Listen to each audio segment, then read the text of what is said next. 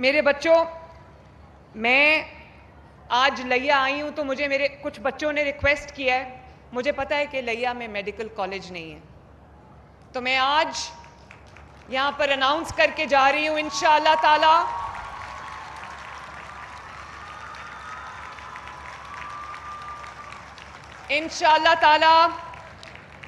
लिया medical college की तामीर फौरन शुरू हो जाएगी इंशाअल्लाह ताला।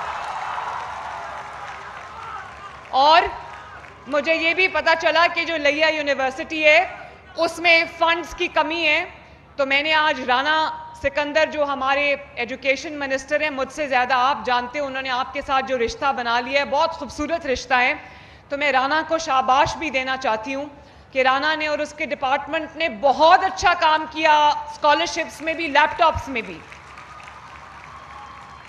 तो इंशाअल्लाह ताला हमने 1.5 अरब रुपया मैंने लिया यूनिवर्सिटी के लिए मुख्तस किया है, इसकी अपग्रेडेशन के लिए इंशाअल्लाह ताला। डीजी खान के लिए, डीजी खान यूनिवर्सिटी के लिए भी मैंने 1.5 बिलियन मुख्तस किया है।